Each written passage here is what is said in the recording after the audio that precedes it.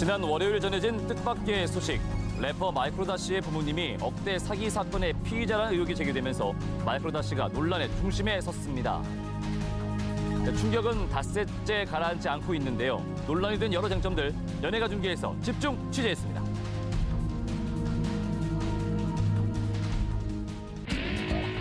사건의 발달은 지난 월요일 한 인터넷 커뮤니티에 마이크로다 씨의 부모님이 20년 전 억대 사기를 치고 해외로 도주했다는 게시물이 올라오면서부터였는데요. 1998년 외환위기 당시 마이크로다 씨의 부모로 알려진 신모 씨와 김모 씨가 10명 이상의 지인들에게 연대보증을 세우거나 돈을 빌리고 외상값과 갯돈까지 들고서 해외로 도피해 사기 혐의로 고소를 당한 상태라는 겁니다.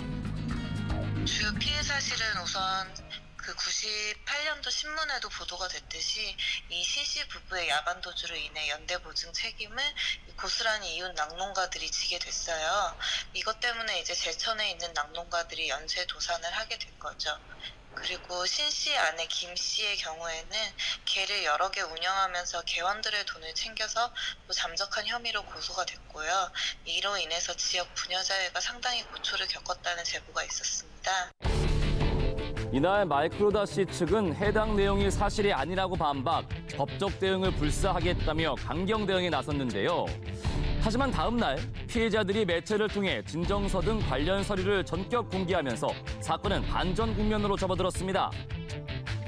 결국 화요일 밤 마이크로다 씨 측은 부모님 관련 일로 상처받은 분들에게 죄송하다며 문제 해결을 위해 노력하겠다는 공식 입장을 내놨는데요. 피해의 주장이 신빙성을 얻자 그간 마이크로다 씨가 부유하게 살아온 과정이 담긴 노래 가사, 해외에 집을 샀다는 방송 내용 등이 재조명되면서 이번 논란을 더 확산시키기도 했습니다.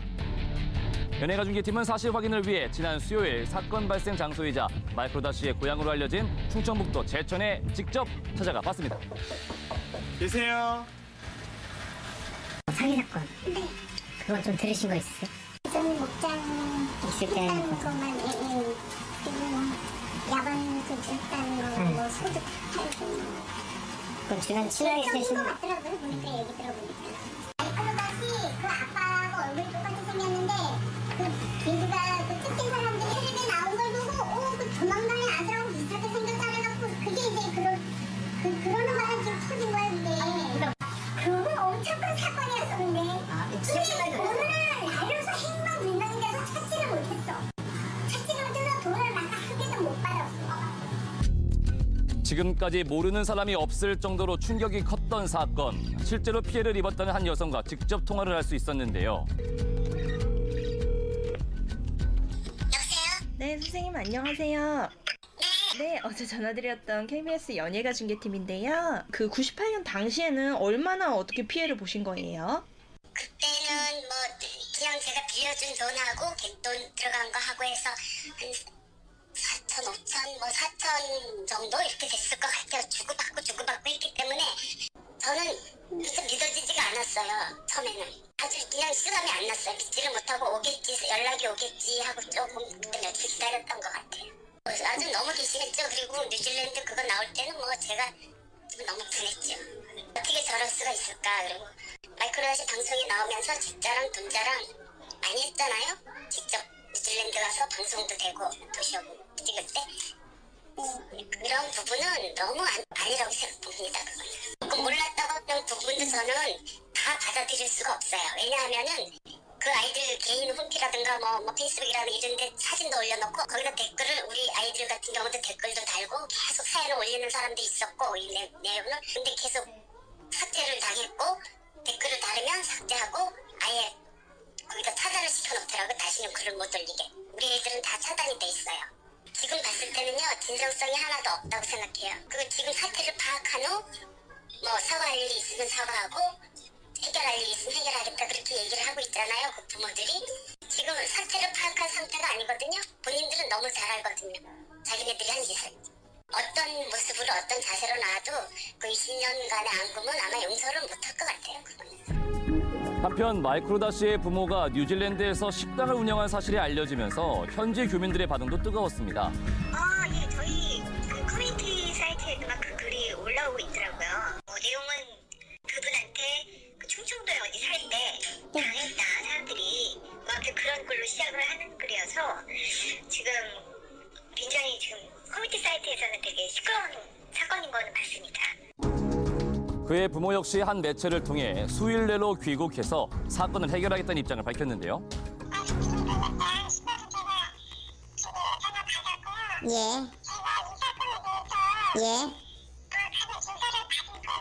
예. 예.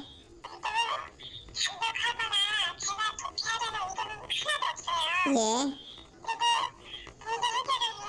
예. 예. 마이크로다시의 추가 입장을 듣기 위해 바로 오늘 소속사에 직접 찾아갔지만 이쪽에 뭐 상주하거나 하는 건 아니고. 네. 그럼 한국에 지금 계세요? 일단 저희가 뭐 마이크로다시하고 연락할 일이 없어서 저희 업무 자체가 그러면 최근에 오신 적은 없으세요? 네, 뭐 사건 터지고는 약간 계속 외근 원래 사무실 잘 없어요. 매니저분은. 네. 일체의 연락을 받지 않는 마이크로다시 측이 답답하기는 경찰도 마찬가지였습니다. 이들은 경찰의 연락에도 응하지 않고 있었는데요. 마이크로닷 씨 이제 입장문 발표했으니까 부모님이라고 추정을 하는데 실질적으로 그 부분도 확인하기 위해서 마이크로닷 그 소속사 측에 연락을 했는데 연락을 받지 않아서 통화를 못했고 연락이 된다면 접촉을 해서 실질적으로 부모님 맞는지 여부 최종적으로 확인하고 수사가 진행되어야 되는데 그 자진 입국하는 거예요. 자진 입국해서 수사를 받는 게 그게 가장 좋은 방법인데 그런 부분은 이제 협조 요청 생각을 하고 있고 그때 그 경찰에서는 그것만 믿고 있을 수는 없잖아요. 그래서 이제 인터폴 공조 부분도 이제 진행하고 있고.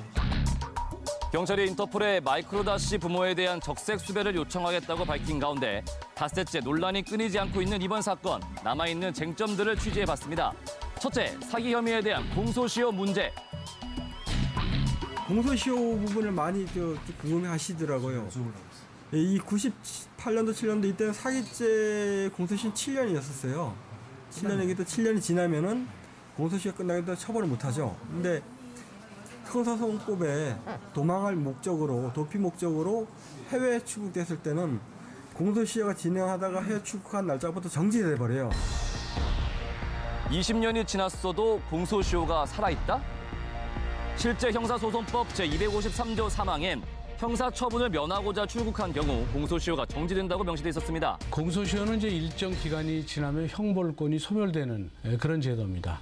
그래서 이제 사기죄의 경우에는 이제 7년, 또 뭐 살인죄의 경우에는 25년 이렇게 범죄의 종류에 따라서 공소시효가 정해져 있습니다. 그래서 그 공소시효가 지나면 그 처벌할 수가 없는 것이죠. 그런데 다만 이제 해외로 도피하는 경우에는 공소시효의 진행이 정지되기 때문에 해외로 도피했으면 도피하는 기간만큼은 공소시효가 연장돼서 여전히 이 사건의 경우에는 공소시효가 이제 남아 있는 것이죠. 이어지는 두 번째 쟁점, 부모의 잘못에 대한 마이크로다시의 책임 문제. 부모의 빚을 자식들이 대신 갚아야 할 법적 의무는 없습니다. 부모가 이제 빚을 지고 야반도주하는 것을 묵인했다고 하더라도 그 사기 혐의의 자식들이 적극적으로 뭐 개입했다거나 뭐 관여하지 않는 이상은 민사적이나 형사적 책임을 자식들이 부담하는 것은 아닙니다. 아니 마이크로닷에 대한 수사 계획은 없습니다. 아니 아무런 관련이 없죠. 아무런 관련이 없고 단지 입장문도 발표했고 그게 실제 그 부모님이 맞는지 조사를 받도록 그 협조 요청하는 거죠. 저희들이 접촉을 하려고 하는 부분이지 마이크로닷이랑 그 연예인 대해서는 뭐 수사할 부분도 전혀 계획도 없고 수사의 대상자도 아니고 그 자녀 입장에서 도의적인 입장에서 내가 뭐 또 피해 보상이 가능해주겠다라고 한다면 그분이 결정해서 할 부분이지 그건 뭐 경찰이 그 뭐 해라 마라 이거 개입할 부분도 아니고. 마이크로다시에게 법적인 책임이 있는 것은 아니지만 그에 대한 하차 요구가 이어지면서 마이크로다시가 출연하는 프로그램에도 적신호가 켜졌는데요. 일부 프로그램은 그의 모습을 편집해서 내보내는가 하면 예정된 촬영이 취소되기도 한 가운데 수사가 진행 중인 만큼 논란의 진실이 반드시 밝혀지길 바랍니다. 일본의 현 의원이 방탄소년단에 이어 트와이스의 멤버가 입은 티셔츠를 문제 삼아 흠집내기에 나섰습니다. 지난 14일 일본 홋카이도 현 의원이자 자민당 소속 정치인인 오노데라 마시루는 자신의 SNS에 트와이스 멤버 다현 씨의 사진을 게재하며 위안부 셔츠를 입고 다니는 트와이스 다현이 홍대 가합전에 출연한다며 그녀를 반일 운동가로 명명하기도 했는데요. 사진 속 티셔츠는 수익금이 일본 위안부 피해자들을 위해 쓰여지는 브랜드의 제품으로 지난해 다현 씨가 공항 출국 당시에 입었던 것으로 알려졌습니다. 일본 측의 이러한 흠집내기는 이번이 처음이 아니었는데요. 앞서 방탄소년단은 멤버인 지민 씨가 입은 티셔츠가 논란이 되며 홍백 가합전에 출연이 불발되는가 하면 예정돼 있던 일본 방송 출연이 줄줄이 취소되기도 했었죠. 방탄소년단에 이어 트와이스까지 한국 대표 K-팝 그룹을 비난하며 문화계에까지 험한 분위기가 조성되고 있는 이유는 무엇일까요? 그러니까 의도적인 한류 때리기라고 볼 수 있는데 전체 분위기로 보시면 안 될 것 같고 일본의 우익들이 자기의 정체성을 드러내기 위해서 한류를 지목하고 있다는 거죠, 타깃으로. 그래서 지금 K-팝에서 아마 일본 내에서 제일 화제가 되는 두 그룹일 거예요. BTS하고 트와이스. 그만큼 정치적으로 굉장히 뭔가 몰려있는 듯한 위치에 있는 거거든요. 그렇기 때문에 이런적으로 이슈몰이를 해서 좀 끌어내겠다, 자기네 존재를 끌어내겠다, 이런 의도로 보이는 거죠. 방탄소년단은 논란 직후에 있었던 일본 돔 투어를 성공적으로 마쳤고요. 트와이스 역시 최근 일본 레코드 대상에서 우수 작품상을 수상하는가 하면 일본 대표 연말 특집 프로그램인 홍백 가합전에 출연을 결정. 일본 보수층의 트집 속에서도 건재함을 드러냈습니다. 문화는 인연보다 강하고 정치보다 강하고 국경도 없습니다. 문화 교류를 정치적 잣대로 막아서는 안 될 것입니다.